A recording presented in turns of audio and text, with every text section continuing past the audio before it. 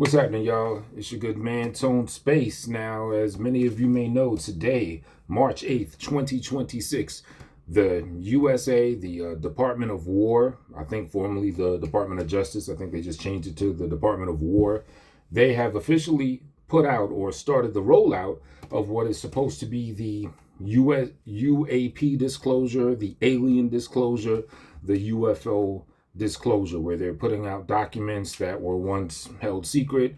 They're disclosing to the public, or so they say, right? Coincidentally, as my little plug will go, I just came out with an album on Tuesday entitled AYlien Dissclosure. Do check it out. You could go to the releases section of this channel right here and you'll find it. I was pretty much riding the entire theme of the official alien and UFO disclosure, as I was aware that it was being spoken about, but coincidentally, both monumental things happened this week. My album drops Tuesday, the official disclosure starts Friday. And it's mixed reviews. What came out so far, I forget the website exactly. I'll try to link it. If you go to the Department of War's website and you put /UFO, you can see the premiere version of the disclosed files themselves. There's some pictures. There's a whole lot of documents dating back all the way from 1940s, I think 47, maybe even a little earlier, all the way up until now, or roughly 23, 24. And it's just really had me thinking. I came up with an idea because let me just tell you my understanding of things, right? And this is something that Dr. Stephen Greer has been pumping and talking about for a long time. And that is, with disclosing the reality of the existence of extraterrestrial life and of crafts made by extraterrestrials and technology presented by extraterrestrials coming to Earth and all of that, right? With the reveal of that also comes the reveal of the existence that has been presented to us human beings, of what they call exotic technology. Things that they call 0-point energy, anti-gravitics, or gravitational manipulation that's beyond our current conventional means. And the very provocative term that people often refer to when they talk about this technology is free energy. Whoa, free energy. And that is the belief that there exists technology and there exists means of harnessing energy where we, as an entire world, will no longer have to rely on oil, on fossil fuels for our energy. No more gas or anything like that. No. Something to the effect of, like this phone that I'm recording this on right now, it would not need a charger. Cars that claim to be Teslas would be officially like how Tesla had planned and was trying to literally, pun intended, roll out his cars, where it runs on energy that does not need a battery to charge it. Now, that is, to me, that's the biggest thing. The existence of other beings outside of ourselves. Sure, that's great.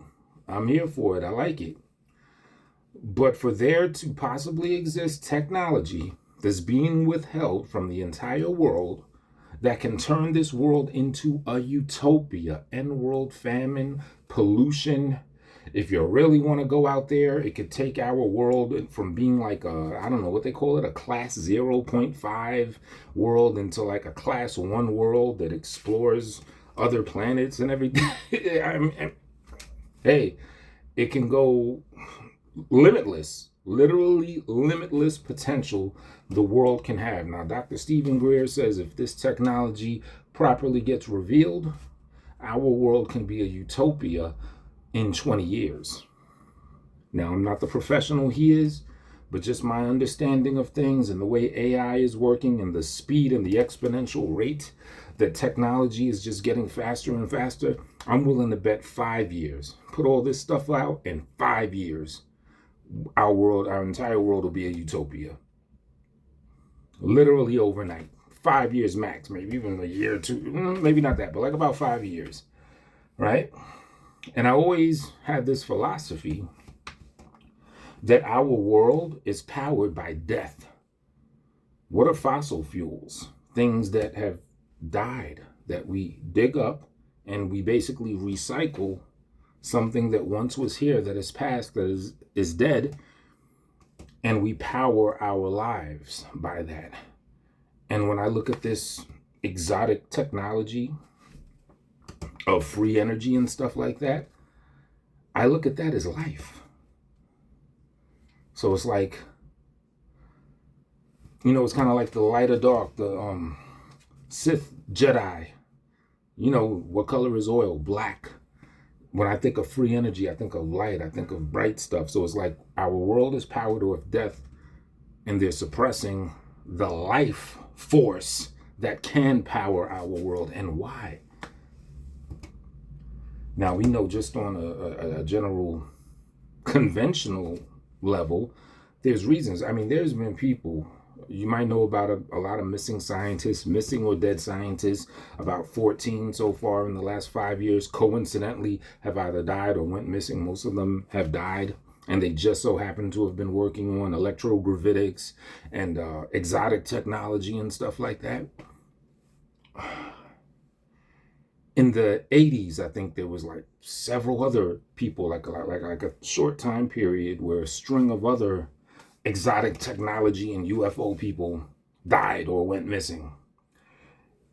You see people that have powered their cars by water that mysteriously passed away and everything. So the point that I'm trying to say, it's highly suspected that people that are trying to bring technology that doesn't get fueled on fossil fuels or death, they get taken out. Why would they get taken out? Well, we have big tech companies, we have big industries that make and have billions of dollars off of the fossil fuel thing. So just think about it. If overnight we're no longer reliant on oil and gas, we've got some high-powered billionaires sitting in some high-powered seats, maybe even trillionaires.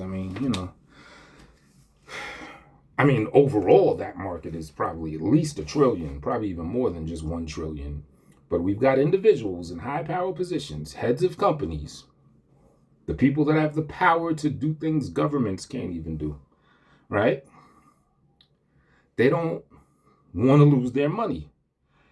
And this is where what made me want to do this video, because I was thinking to myself, well, I'm not saying I endorse them killing off people if that's what they've been doing, but I don't blame them for not wanting to lose their seat of power. I mean, think about it. You're a billionaire, you're in the oil market, the gas, whatever market, and here you got this like technology. Yeah, it'll turn the world into a utopia. Now, if I were in that position, if I could change the world overnight into a utopia and famine and everything, absolutely I'm giving up my billions. But I could understand why someone would not want to do that. Is it selfish? What do you think? It's pretty selfish, but I can understand why people would be selfish. That's the point I'm making. Not for me. And also, I'm a visionary. Hey, if I'm in this hot top seat now, off of a world that is fueled off death, imagine what type of power and position I could have in a world that is a utopia powered off of life. Limitless energy means limitless possibilities.